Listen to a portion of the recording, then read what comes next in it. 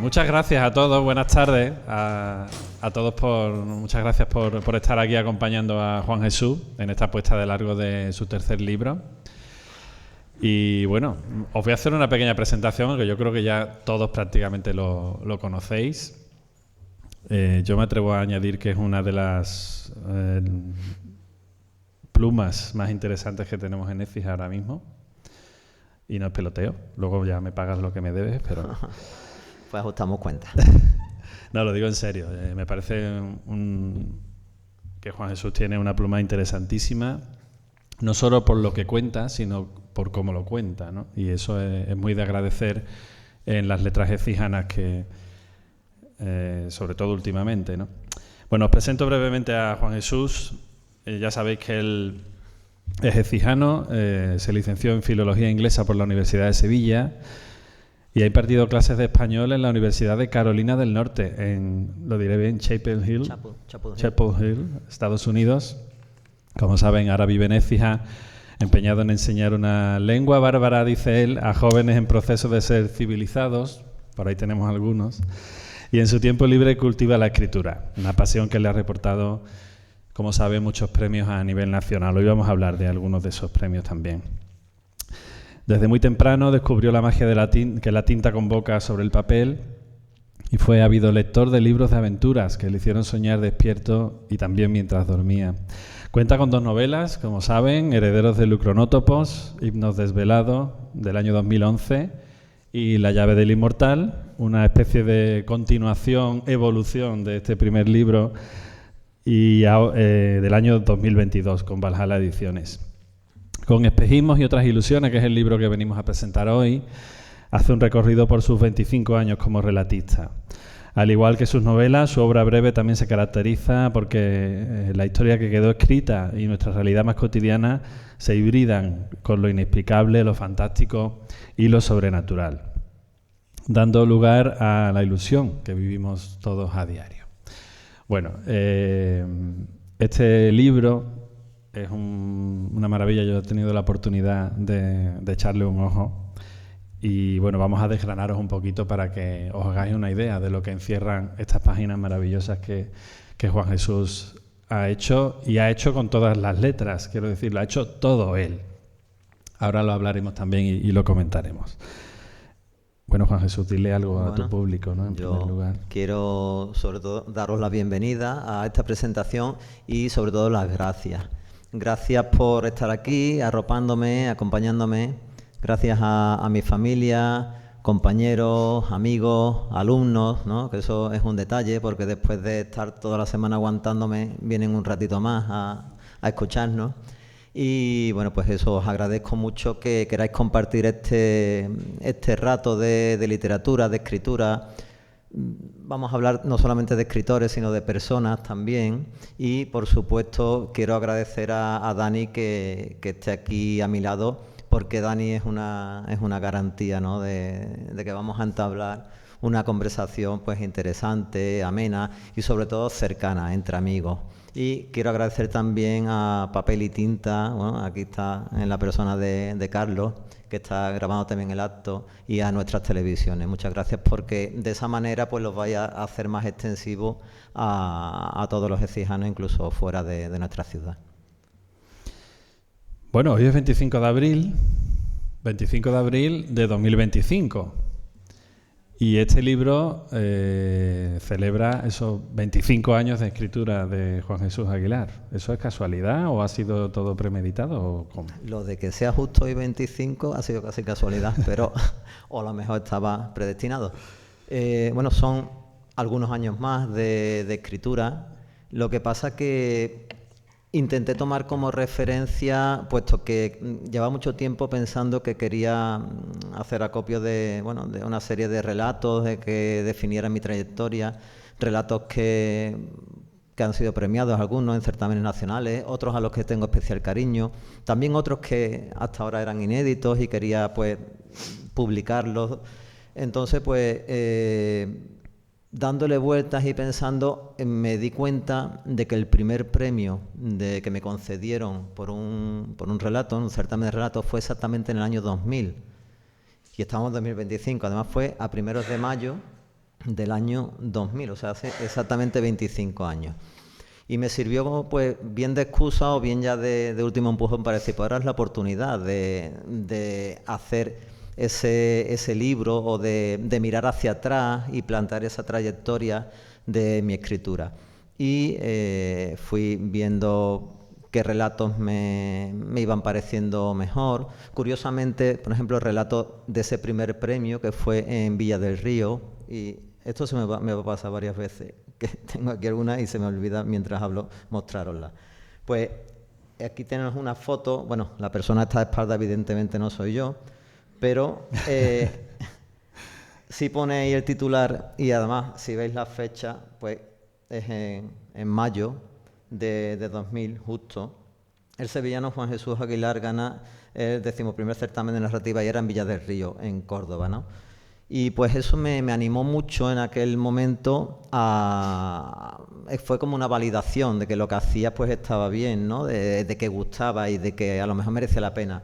Y hay una anécdota que en aquel momento yo vivía en Alcalá de Guadaira y entonces pues puse en el sobre, bueno, iba en mi dirección la de Alcalá de Guadaira y entonces pues eso me ponen que soy de Alcalá de Guadaira, ¿no? Ya a partir de ahí puse siempre, me tuve cuidado y puse Écija.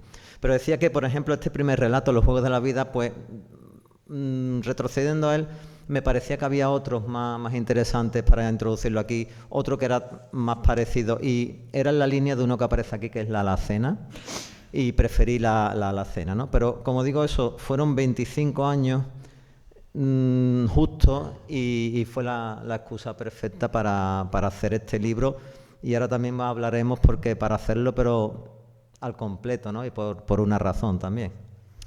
Me ha gustado mucho porque el libro, en el libro viene un prólogo al principio en el que Juan Jesús explica un poco el porqué, ¿no? El porqué recopilar esos relatos y hacerlo, ¿no?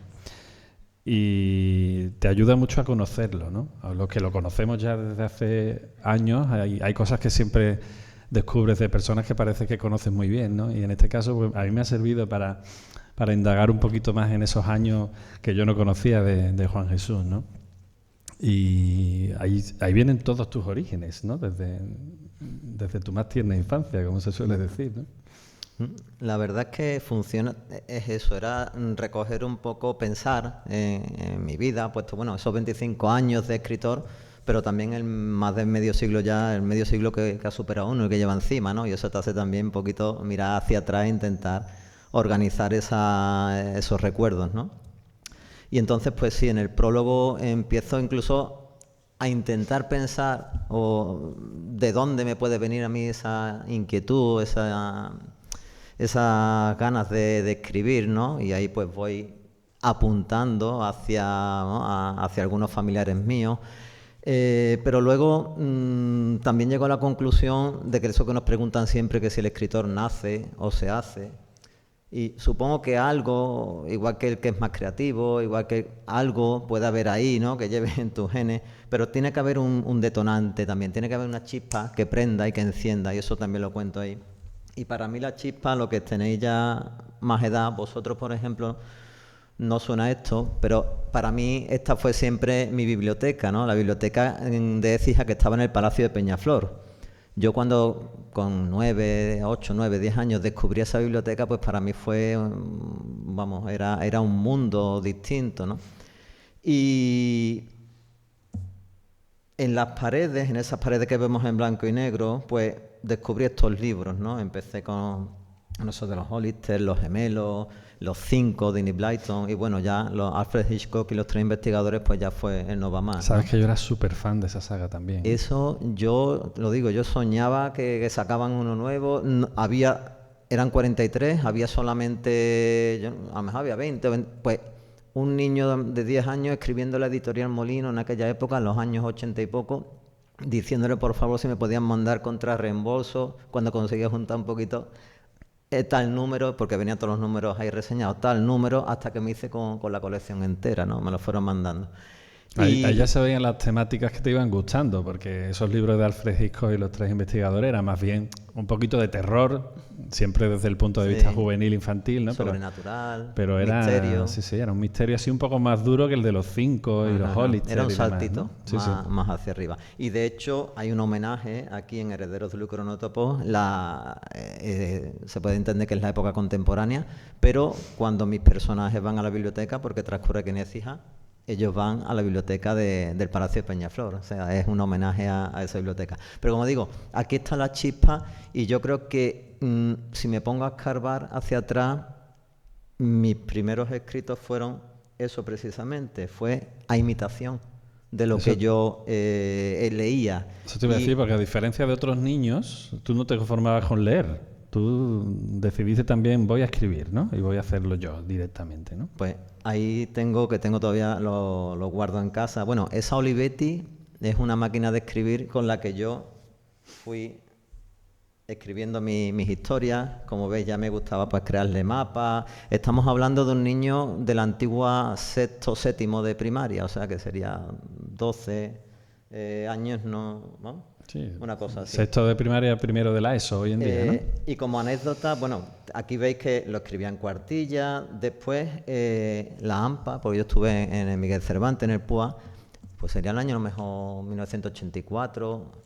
Me llegó a dar 2.000 pesetas de aquella época, que era un dinerito. Son dineros, ¿eh? Para que hiciera una edición de este librito que yo les había llevado y les había propuesto. Y entonces pues fue este primero, Los Jones y Misterios Viejo Caserón, unas 70 páginas. Y de hecho, en aquel tiempo fui a una librería, me estuvieron haciendo las copias de las cuartillas, el padre de un amigo me grapó digamos, la forma del libro, después ya le encolé la cubierta, ya estaba yo jugando a crear libros, ¿no? Y después creé un segundo, que fue Los Jones y el misterio de las antigüedades. Y siempre me ha gustado pues eso, ¿no? Los idiomas, hay por ahí algunas en el segundo pues aparecían jeroglíficos, aparecía textos en hebreo. Yo me iba, lo que hacía eran como mensajes, ¿no? Que iba apareciendo, pero siempre intentaba darle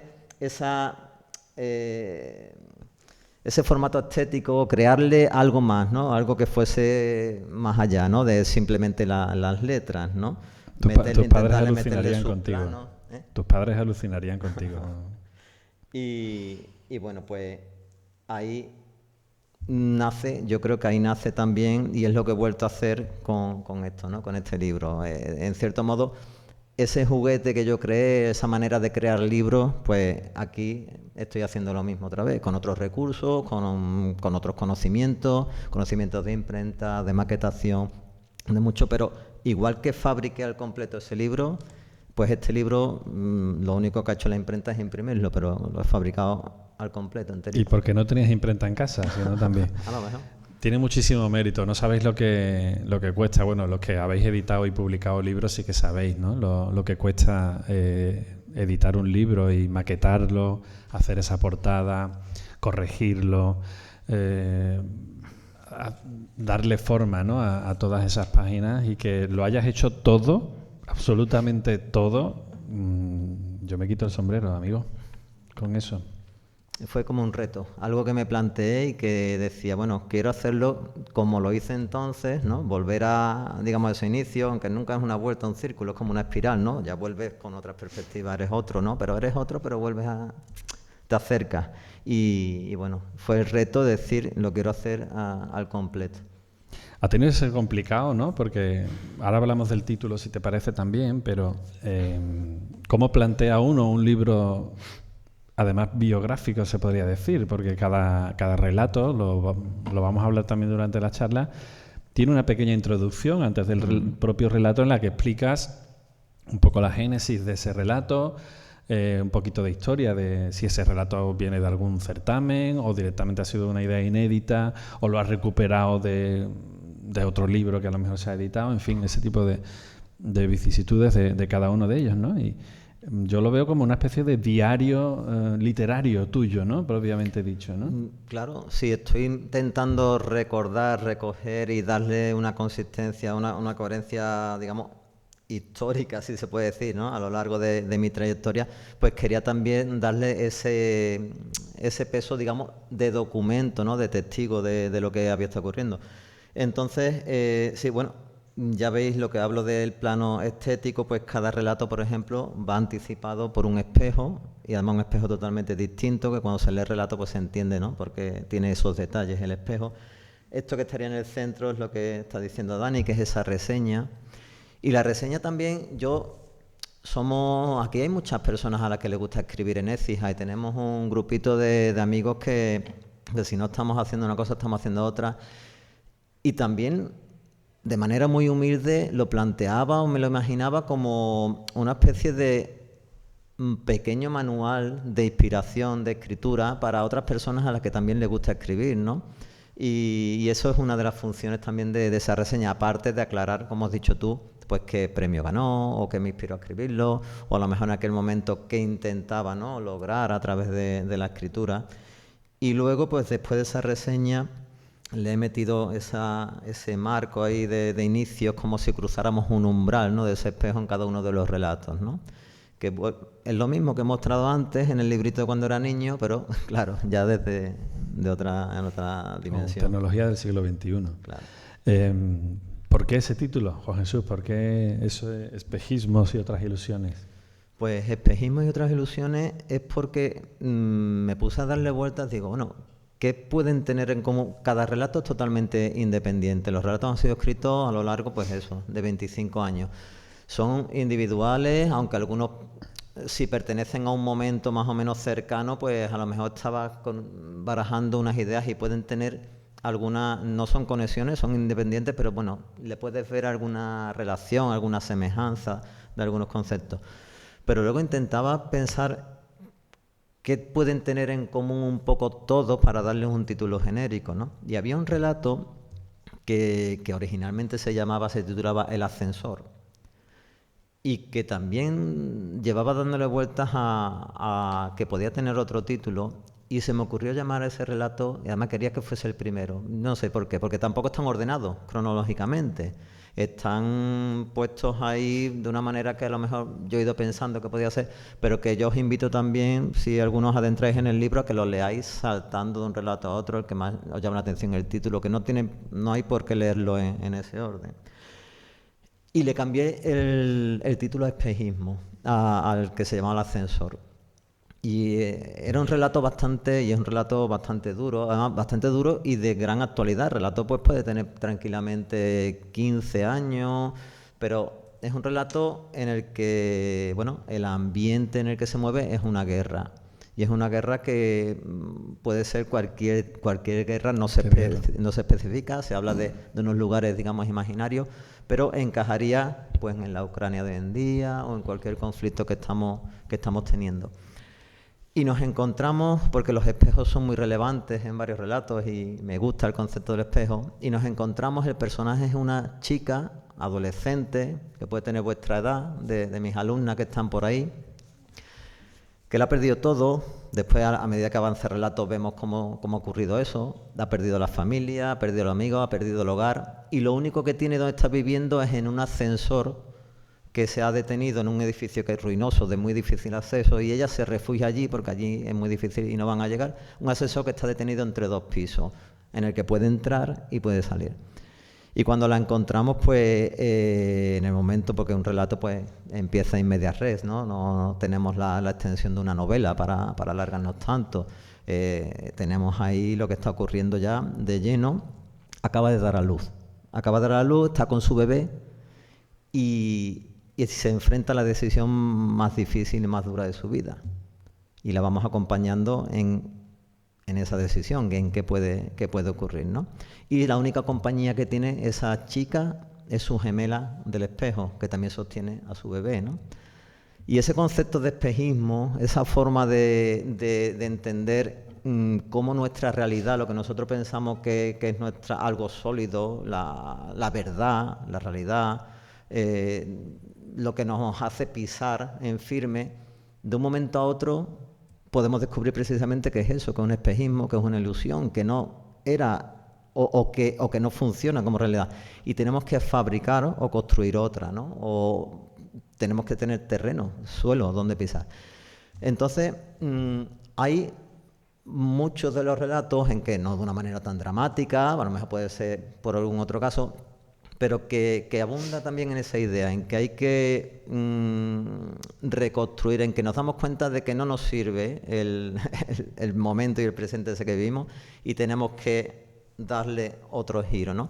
Y por eso se me ocurrió que sí, que muchísimos de ellos tienen eso en común y por lo tanto podían ser esos espejismos y otras ilusiones, ¿no? Y de hecho esa es la idea de que entremos en ese espejo cada vez que vemos un relato.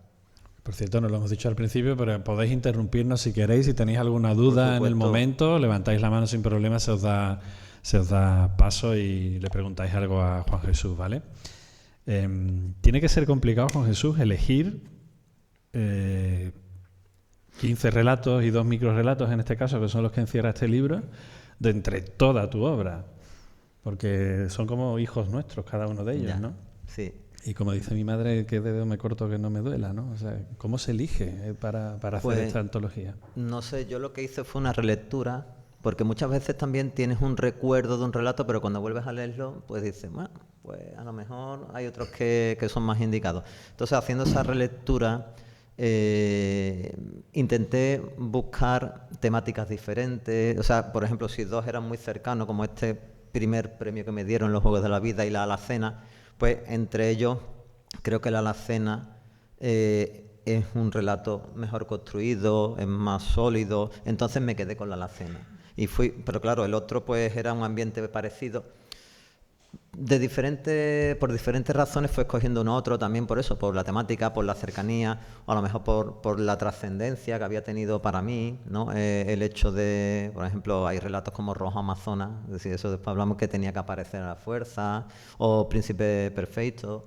Había algunos que sabía que sí, y otros sí tuve que estar seleccionando un poco. Pero tampoco quería hacer un volumen grandísimo, ¿no? Quería hacer como una colección que representara esos diferentes momentos y diferentes temáticas. Hay un relato, por ejemplo, incluso que es totalmente de humor, y ese lo hemos leído en clase con los alumnos. Lo hemos leído a lo largo de los años, he leído mucho con mis alumnos en clase también.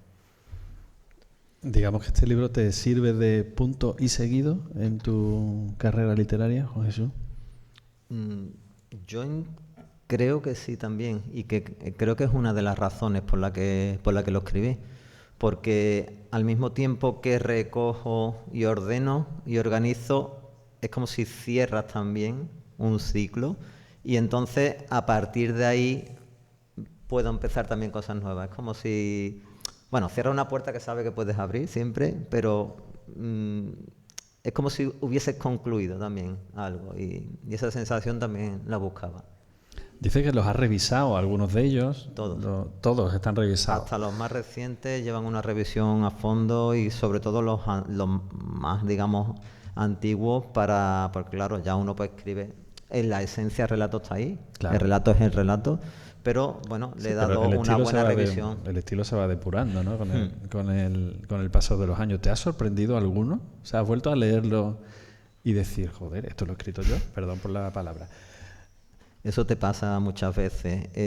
Incluso no hace falta esperar tanto tiempo. A lo mejor a la semana siguiente algo que crees que esto no valía, y vuelves y dices, joder, pues mira, no estaba tan mal. Y por supuesto, hay sobre todo pasajes que sí que te hacen pensar eso. Te dicen, joder, este me salió. ¿Cómo escribí yo eso, no? Ves, claro, dices, joder, ¿cómo se me rodeó, ¿no? Todo esto.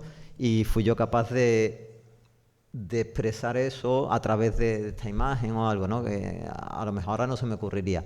Y esos son los hallazgos que tenemos cuando escribimos, ¿no? Pero te tiene que coger escribiendo. Claro, en ese momento. La inspiración tiene que pillarte trabajando, eso es así.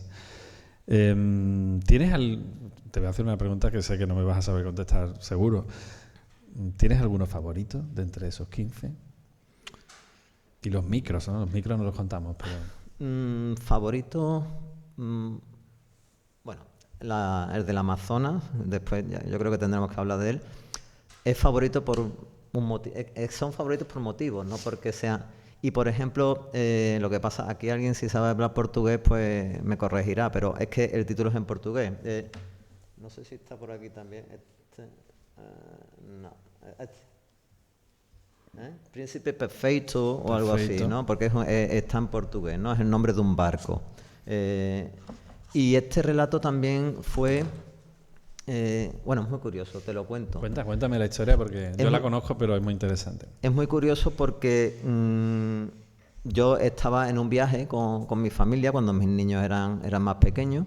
Fuimos a Londres, de las veces que hemos ido a Londres, nos hospedamos en un B&B y bueno, pues íbamos a ver Londres, la ciudad, visitar y luego cada mañana, como es un bed and breakfast, por la mañana pues desayunábamos allí, un desayuno pues básico, pero había una señora, una mujer que nos atendía todas las mañanas y lo que tenemos los escritores muchas veces es que no vemos a personas, muchas veces estamos haciendo un casting de, a ver, esta mujer...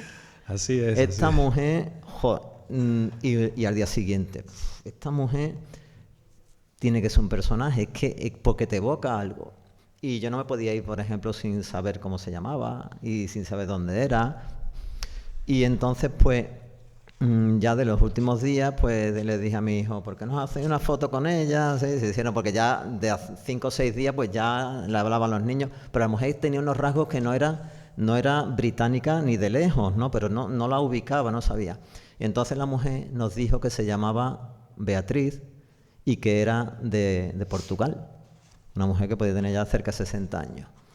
Y entonces pues ya lo que hice yo fue imaginar la vida, porque esa mujer llegó allí, cómo estaba allí, la vida de esa mujer y no solo la vida de ella, de su familia, de su padre, de todo lo que ocurrió en su familia, su hijo, porque yo no tenía idea, pero esa mujer tenía un hijo, seguro, y el hijo, el relato está narrado desde 2 puntos de vista, el de la madre, que ya ha fallecido, y el del hijo, que está haciendo un recorrido por Londres, que tiene un significado, ese recorrido.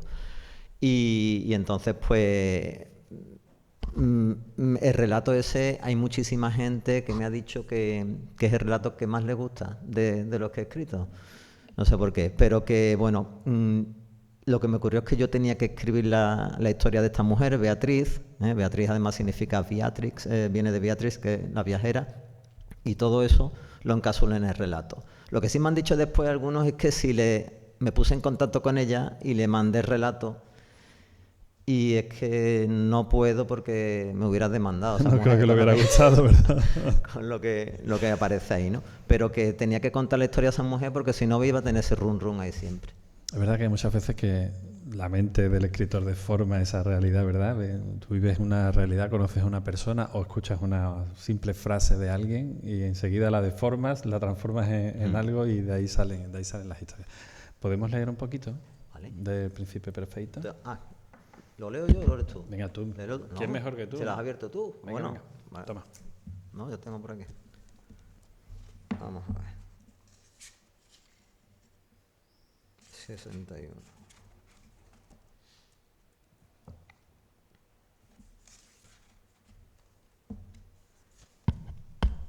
Bueno. Esta es la madre que inicia el relato, ¿no? Lo que pasa es que después pues, ya veremos que ella no está ya, ¿no? Dice, hace medio siglo que llegamos a este hotel. Aquella mañana la habitación estaba vacía, salvo por la mesa bajo el alféizar de la única ventana, las 2 sillas, el armario, las camas. Las paredes, blancas, desprendían el mismo vapor gélido que la nieve recién caída y por hollar que me recibió en el desembarco. Resbalé una y otra vez mientras tiritaba por calles y avenidas que jamás había visto. Mis zapatos se empaparon enseguida y el viento me calaba las ropas con agujas que buscaban mis entrañas. Estaba en Londres. Las lágrimas apenas me permitían distinguir aquel nuevo mundo tan lejano, tan distinto de mi Lisboa, tan irreal. Hacía lo posible por mantener el paso de Neliña. Ella conocía bien el camino. En ningún momento dejé de aferrar el asa de mi maleta. 3 mudas, algo de comida, el rosario que mamá siempre llevaba al cuello y las brújulas de papá. La otra mano, agarrotada y con venas de mármol, te protegía en mi vientre. En la memoria llevaba escrito nuestro destino, que el frío y la nieve habían situado en el fin del mundo, Dover B&B Hotel. Desde ese día los años pasaron lentos, pero supieron atenuar la soledad de nuestra habitación con ecos de vidas. Poco a poco, estas 4 paredes, nuestro hogar, se vistieron de presencias cristalizadas, de los espejismos, de las personas que se cruzaron en nuestro camino. Sabíamos que todos llegaban para marcharse, que nuestras vidas solo coincidirían unos instantes, solo tú y yo, meu Aloisio. Vinimos para quedarnos, solo tú y yo, a cambio de alojamiento y de comida. Yo por mí lo entero, sí. Bueno, es uno de tantos. Yo quiero que me hables también, Juan Jesús, de ese rojo Amazonas, porque es curiosa también la historia de ese relato. Ese relato se escribió para un concurso de aquí en Écija, que por cierto yo fui jurado de ese concurso. Te lo digo ahora. Un concurso que no ganaste, en ese caso. Y estuvo bien no ganar. Estuvo bien no ganar, efectivamente. Es que ese relato estaba predestinado para otra cosa. Cuéntalo. Vamos a ver. Ese anda por aquí. Mira, este es el comienzo y es la imagen de Rojo Amazonas, el espejo. Pues este relato, Rojo Amazonas, como dice Dani, aquí convocaron un certamen que creo que tenía vocación de continuidad, pero al final ya... y ese año era sobre elementos patrimoniales y ese año tocaba, como no, sobre el Amazonas, Herida. Y yo creo que se presentaron 30 relatos por ahí. Y yo estaba muy conforme y muy contento con mis relatos. Y es de las pocas veces que he escrito un relato exprofeso. Expresamente, o sea, para expresamente, un concurso, porque ¿no? yo lo escribo y ya pues lo he ido presentando, ¿no? Pero esa vez pues me apetecía, ¿no? Y no ganó. Pero yo confiaba en el relato y poco después lo envié a un certamen de bastante importante en España, que está en Arjona y en Jaén. Y bueno, con la sorpresa de que entre un jurado de 18 personas me dijeron allí que yo no sé si casi por unanimidad habían llegado todos ya en última instancia con el relato diciendo que ese es el que les había gustado, ¿no? Con una dotación que multiplicaba por 7. El de aquí. Por eso digo que estaba predestinado. Por ejemplo. Pero aparte de eso, lo que más me gustó también era que, bueno, que en Écija pues todo el mundo conoce el Amazonas. Pero a mí me permitió ser embajador de nuestro patrimonio y de mi ciudad allí en Jaén, ¿no?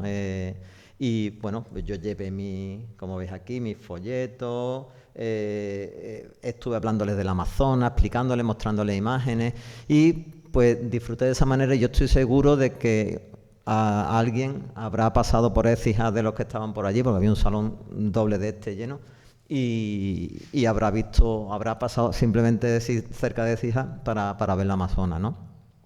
Y la verdad que eso son satisfacciones, ¿no? que te lleva, ¿no? Porque otra cosa que es una tónica, digamos, bastante general en mi obra, no los relatos, porque los relatos empezaron siendo más dispersos, pero por ejemplo en las novelas y bueno, en algunos de los relatos también, es que Écija, mi ciudad, está muy presente, si no de una manera, de otra, ¿no? Porque hay relatos, bueno, la fotografía que está aquí, ese relato nos narra, o sea, está ambientado, digamos, la Écija de principio de siglo, ¿no? Y habla de la feria precisamente, desde cuando estaban los llanos del valle y todo, y se va viendo todo eso, ¿no? Y hay relatos que, bueno, herederos de Lucronótopos, transcurre íntegra aquí en nuestra ciudad. Y luego, pues los mismos personajes écijanos míos, en La llave del inmortal, Écija sale mencionada. Y al comienzo, el homenaje de Écija en la portadilla que tienen de la primera página del capítulo, sale el skyline de Écija en la novela. Siempre Écija presente y siempre esa buena documentación, Juan Jesús. Es algo que te caracteriza también, que para mí es un chapó absoluto porque es muy complicado ese proceso de documentación. A la vez también es muy agradecido porque te da muchas ideas a la hora de crear luego también tramas y demás, ¿no? Pero es también señal de identidad de Juan Jesús Aguilar, esa documentación. A mí me gusta eso, por ejemplo, La llave del inmortal, bueno, o los propios herederos, ¿no?, de Lucronótopos, tienen una documentación muy rigurosa, pero sin embargo, aparte bueno, de eso, no está introducida ahí a tipo de enciclopedia o forma. Se ve en el ambiente, va apareciendo, lo vamos entendiendo, Pero luego, como digo siempre, lo que me gusta sobre todo es, dentro de que estamos teniendo en cuenta ese elemento real y ese elemento histórico, pero luego siempre busco las grietas, ¿no?, que nos dejan, porque luego pues esas verdades tan grandes a lo mejor no son tan verdades, o volvemos a lo mismo, ¿no?, de espejismo. Y lo que me gusta es meter el elemento fantástico, sobrenatural, y hacer estallar un poco, ¿no?, esa verdad y cuestionar todo eso que nos viene dado como lo real, ¿no? Y a lo mejor, pues, quién sabe si no es tan real. ¿Leemos un poco de Rojo Amazonas? Bueno. Venga. ¿Encontró tú la página por ahí? ¿Cuál es? La 97. La 97 empieza. Vale, estaba por aquí, ¿no? Es este comienzo.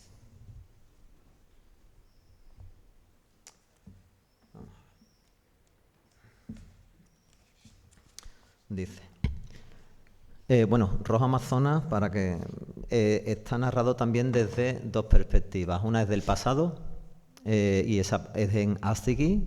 Y bueno, no hemos dicho, lo que no he explicado es por qué la escribí, ¿no? O sea, Rojo Amazonas, en este caso era, aparte de ser escrito intencionalmente para el certamen, pero era una pregunta que me llevaba rondando en la cabeza tantísimo tiempo, y es la misma pregunta que nos hemos hecho todos tantas veces.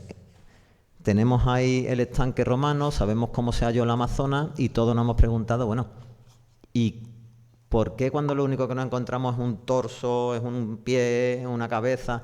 Ahora de pronto, ¿cómo aparece una Amazonas prácticamente íntegra y se ve que depositada conciencia, porque eso no puede ser de otra manera? ¿Quién la puso ahí y por qué? Y esa pregunta es el run, run, run, run, es lo mismo que lo de esta mujer, ¿no?, de Portugal, pues, o sea, portuguesa. Pues es lo mismo. Y mi relato es la respuesta mía, ficticia, pero con documentación, la época histórica está ahí, pero es mi respuesta y está narrado desde dos puntos de vista. Uno en la propia Astigui, cuando está ocurriendo ese enterramiento, y otro pues desde el presente, ¿no?, desde el punto de vista de una arqueóloga que es la que la está precisamente desenterrando. Y entonces pues comienza desde el punto de vista de Astigui. Dice: la silueta togada se detiene en medio de un silencio asaeteado por chirridos de vencejo. Parecería una escultura recortada contra el ocaso, de no ser porque una ligera brisa estremece los bordes de sus telas. Los céfiros de la añoranza y la impotencia, por el contrario, azotan el alma del magistrado mientras sus ojos recorren la inscripción sobre una estela funeraria. Desde hace 3 años se enfrenta a ella cada atardecer. Y aquí busqué la seguridad de mi compañera Carmen con el latín y creé esta estela, ¿no? Y lo que habla es de la hija de este togado, que era uno de los duoviros de la ciudad, que había muerto la chica, ¿no? Si removiese la tierra aplacada bajo sus pies, hallaría un hogar eterno levantado con ladrillos en soga, 6 hileras superpuestas y culminadas por tejas. Dentro, un sarcófago de plomo. Las bandas en zigzag que recorren el borde y la tapa permanecen frescas en sus retinas, al igual que los ungüentarios, los vasos de vidrio, las cuentas y las dos lucernas que componen el ajuar. El cuerpo que descansa en su interior, en cambio, empieza a desdibujarse de tanto recrearlo por miedo al olvido. Le angustia pensar que un día despertará y se descubrirá incapaz de recomponer el zafiro de sus ojos, la seda azabache de su melena amansada por una diadema de violetas, su risa de cristal. Está recordando a su hija y le da miedo, pues eso, ¿no?, que algún día se le vaya de la mente. Rojo Amazonas, lo tienen que leer para ver cómo termina. Yo tengo una debilidad, esto no estaba en el guión, pero te lo voy a decir, que es Crisálida. Vaya. A mí ese relato, bueno, tuve el honor de leer la versión larga de ese relato, que prácticamente es una novelette, podemos decir, y es una maravilla. Es un relato que también aúna lo histórico con ese toque de fantasía, de misterio, con personajes castigados pero también muy interesantes al mismo tiempo. A mí es un relato que me toca la fibra sensible y además ambientado también en esta tierra, ¿no? En este caso en las nuevas poblaciones, ¿no? Es un relato, y es eso, uno va haciendo acopio de todo lo que tiene a su alrededor, ¿no? Y bueno, los años de, por ejemplo, presidente de Amigos de Écija, ¿no? Que comparto, por ejemplo, aquí hay otro expresidente, da Fernando, pues esos años me permitieron también conocer a mucha gente, conocer hechos históricos y familiarizarme, por ejemplo, con este proceso de las nuevas poblaciones, ¿no? La repoblación de Andalucía y Sierra Morena. Y bueno, pues todo partió de algo que yo tenía una imagen en la cabeza que de hecho aquí todavía en ese relato no sale nada, porque este relato comenzó como otra cosa y era una mujer que daba luz a 2 siamesas. Eso es lo que yo tenía y eso estaba ahí, Y entonces ya lo enlacé con lo de las nuevas poblaciones, ¿no? Y bueno, en verdad este relato es un capítulo de lo que algún día podrá ser o espero que sea una novela, pero un capítulo con entidad propia, ¿no? De relato. Y bueno, pues lo que hablas eso, nosotros hemos hablado de eso, de la Luisiana, de Cañada, la Carlota, Carolina, pero muchas veces no somos conscientes de por lo que atravesaron esas personas para llegar aquí. Esas personas las reclutaban en sus países de origen, donde estaban pasando las canutas, y venían andando desde Renania, desde diferentes sitios, venían andando y se plantaban ya en Francia, en la costa, en Sète, y ahí las embarcaban y entraban o bien por Almería o bien por Málaga, y desde ahí volvían andando, pasando lo que llamaban el Quinario, la Parrilla, esos desiertos casi, hasta que llegaban aquí. Cuando llegaban aquí, eso que le habían prometido, ¿no? Que eran un vergel y era un paraíso, pues eran tierras ahí baldías por desmochar, y es cierto que le dieron le daban, está por ahí recogido, ¿no? Y aparece una puerca de parir, tal, de grano, gallinas de tal, para que emprendieran, pero no, eso había que ponerlo todo en marcha. Muchos no estaban acostumbrados a nuestro calor, cambiaron la cerveza por el vino, y entre el vino y el calor, después las fiebres, o sea, esas personas la pasaron. Entonces yo decidí que esa historia que yo había pensado al principio que iba a ser solo un relato, lo empecé a agrandar, y es la historia, digamos, a pinceladas de una familia que está viniendo, una pareja que viene con su niña pequeña desde allí y que ya llega aquí, ¿no? Y entonces vamos viendo esos diferentes momentos y los personajes femeninos son maravillosos. Son las mejores, ¿no? Con lo difícil que es escribir personajes femeninos para un hombre. Por lo menos a mí me cuesta muchísimo, ¿eh? Y es una maravilla. Dele, maestro, ¿no? Léanos un poco de Crisálida. Creo que era te lo digo. Vamos a ver. La 115. 113, 115.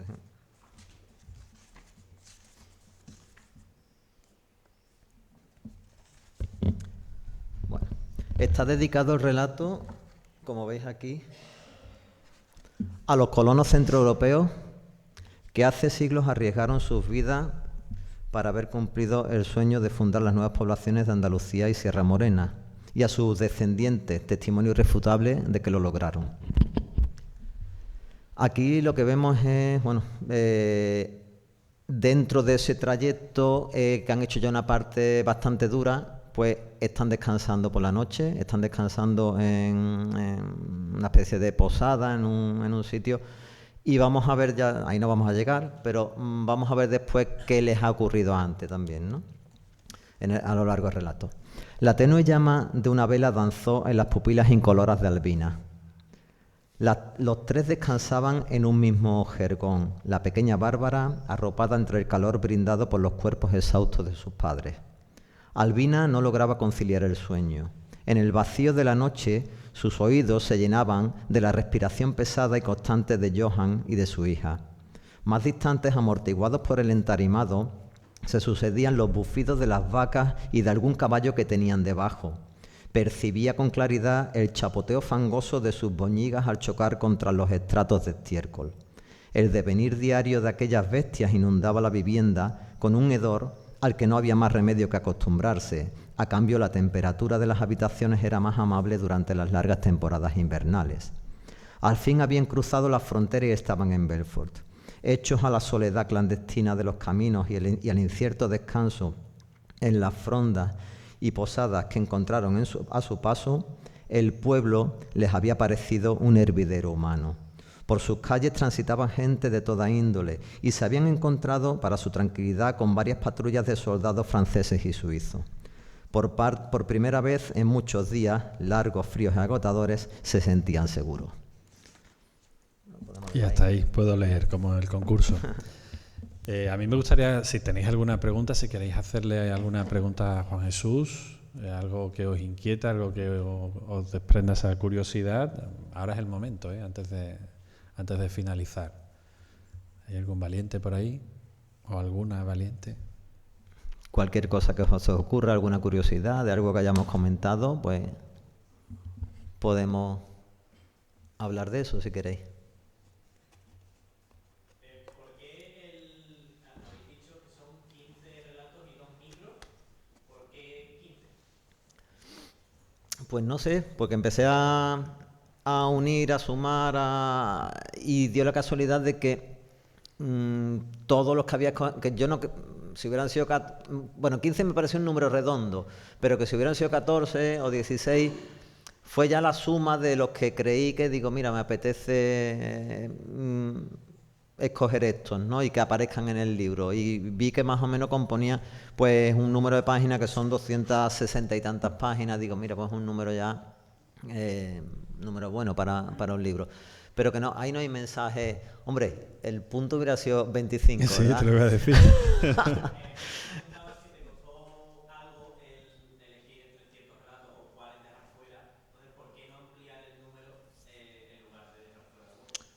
Porque quise ofrecer, digamos, los que a mí me parecían mejores o que aportaban más, ¿no? al lector. Entonces, tampoco quise... Había algunos relatos de iniciación, pero creo, por ejemplo, Los Juegos de la Vida podía haber sido muy representativo porque era el primer premio que me concedían.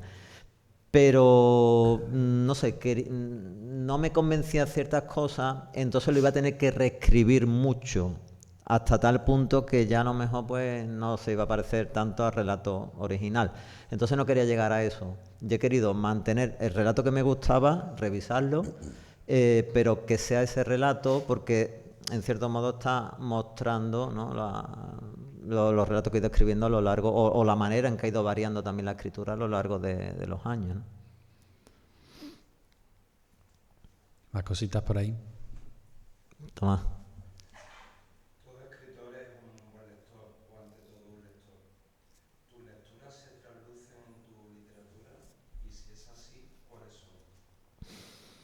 Eso es una pregunta que siempre nos hacen y a mí me resulta muy, muy difícil de responder porque yo estoy convencido, evidentemente, lo que he mostrado al principio. Mis primeras escrituras ya estaban totalmente influidas por lo que esas novelitas de aventura que yo leía, ¿no?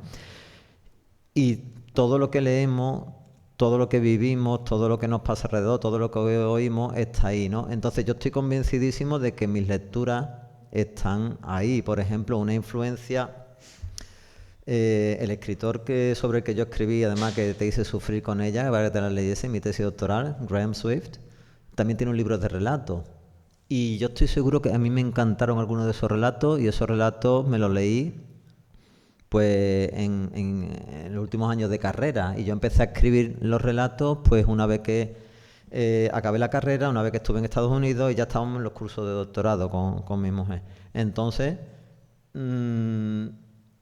influencia de esos relatos que yo leí de Graham Swift en mis primeros relatos y en algunos posteriores, por ejemplo, El roble hueco. Yo creo que hay influencias porque me centré mucho en las relaciones familiares, por ejemplo. Entonces, vas en diferentes momentos y esas lecturas a lo mejor te van llevando o te van aportando cosas que después van apareciendo en tu relato. Pero lo que sí es cierto también es que yo nunca he hecho de manera consciente, voy a imitar el relato que he leído de Cortázar, voy a imitar el relato de Borges, voy a imitar el relato, sino que es más bien que eso lo tienes ahí, eso lo tienes en tu bagaje, en tus alforjas y en el momento, o en tu caja de herramientas, y en el momento que necesitas, pues es la manera que tú también has visto, y yo creo que es que eso sale solo. Además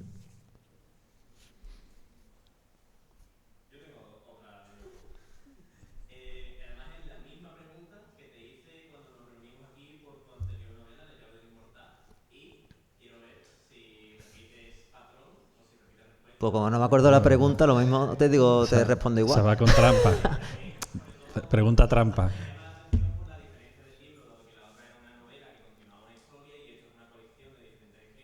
Y la pregunta era que si tienes algún tipo de persona cobaya a quien le compartas los escritos. Hombre, a mí no me gusta llamarlos cobayas, yo los llamo mis lectores beta, mis lectores cero. Y aquí hay por lo menos 3, es que no sé si hay más, que me perdone si hay alguno más, pero 3. Mi mujer es la primera que lo sufre.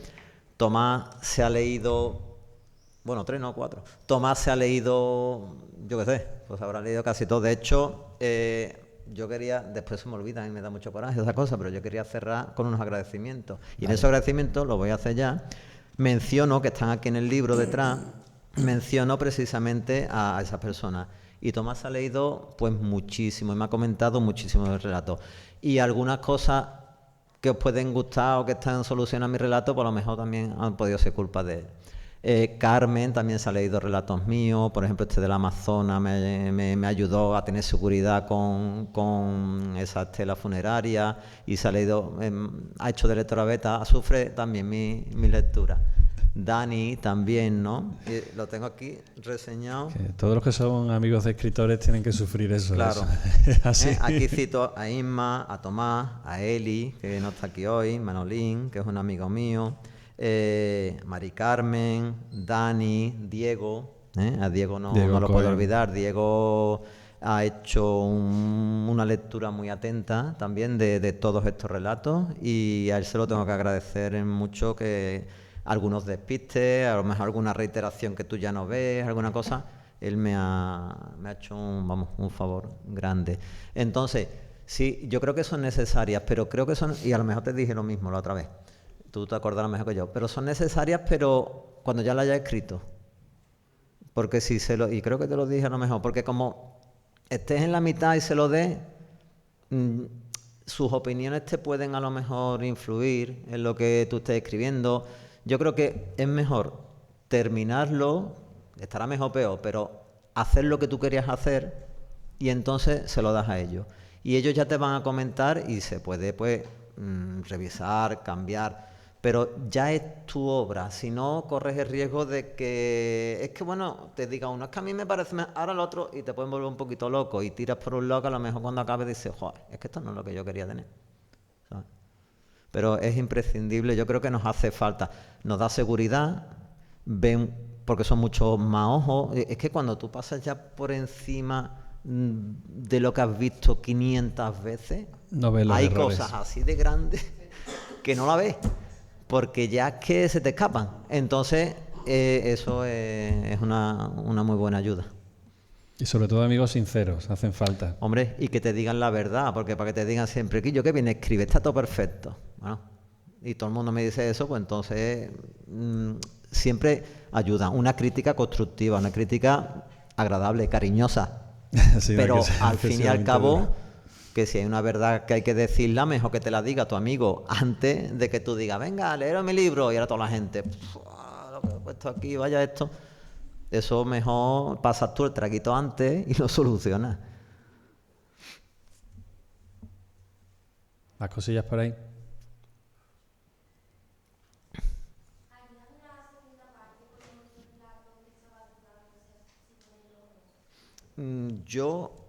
A mí me gustaría en un futuro hacer una segunda parte. Eso quiere decir que por lo menos duro 25 años más. Y después también, pero yo y no que yo te volvería. lo presente también. Y que Dani me lo Eso presente. significa que yo también estoy aquí. Pero yo no lo haría ya mirando hacia atrás a lo que he dejado atrás. Yo utilizaría lo que escriba de ahora en adelante, porque yo estoy seguro que van a salir también cosas que merecerán la pena.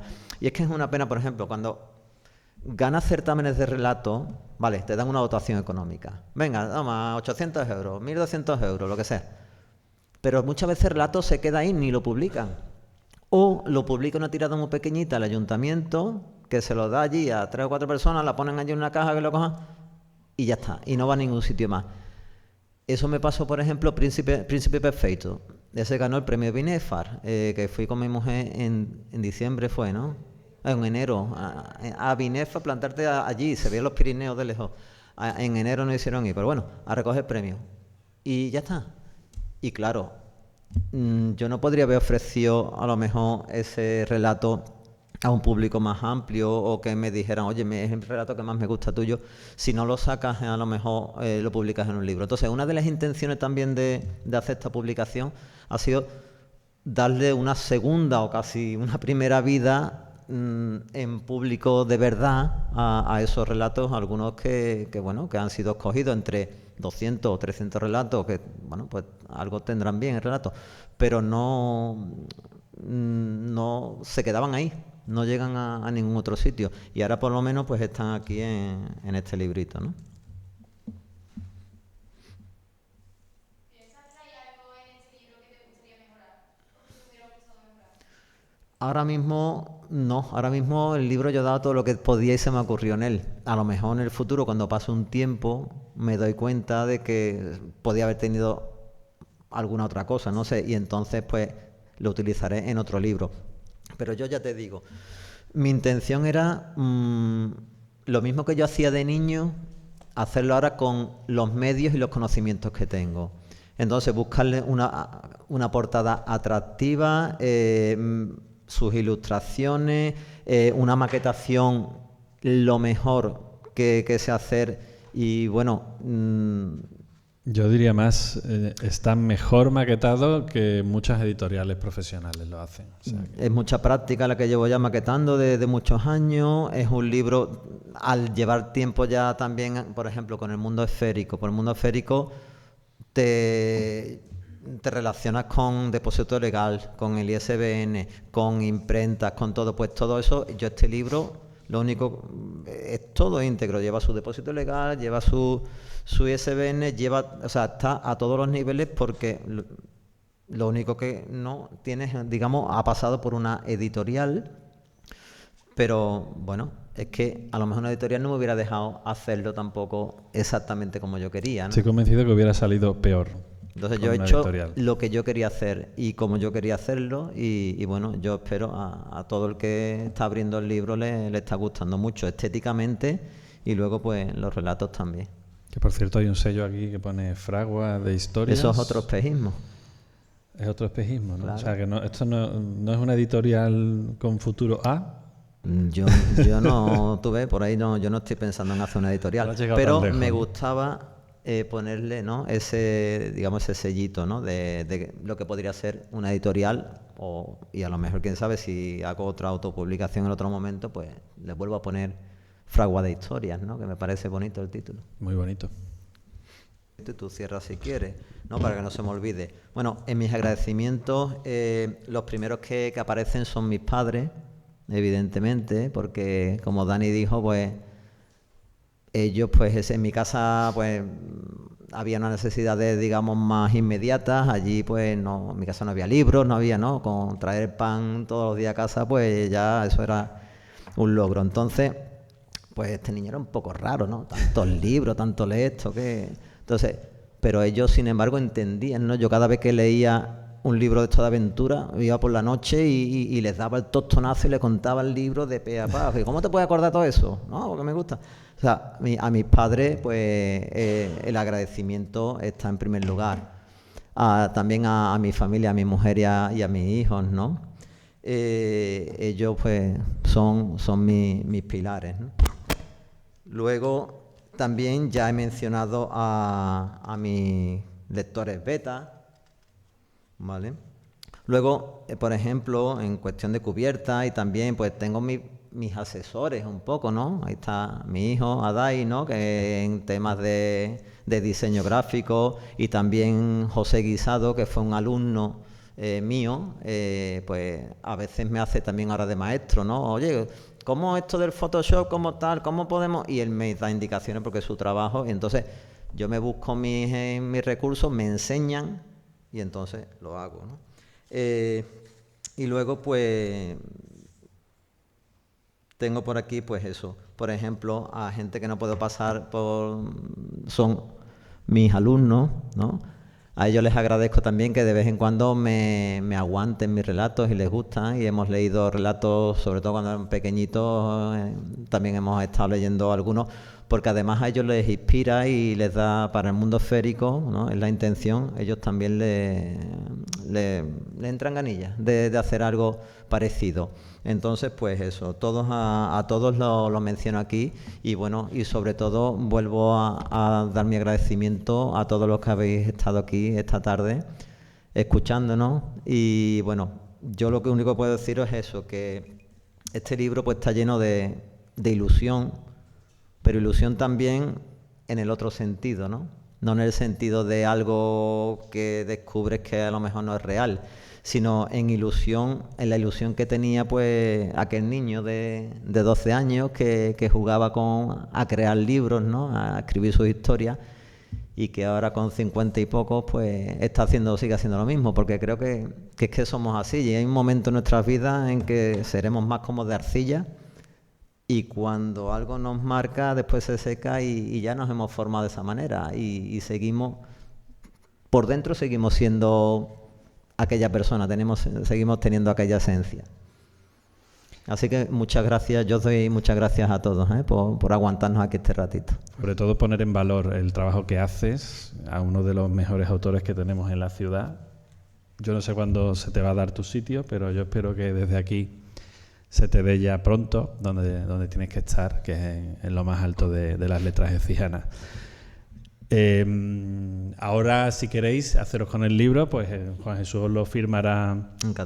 Encantado. Y ya está, y que vengáis, le deis besos, abrazos y todo lo que se merece. Así que venga, adelante. Muchas gracias a todos. Muchas gracias a todos.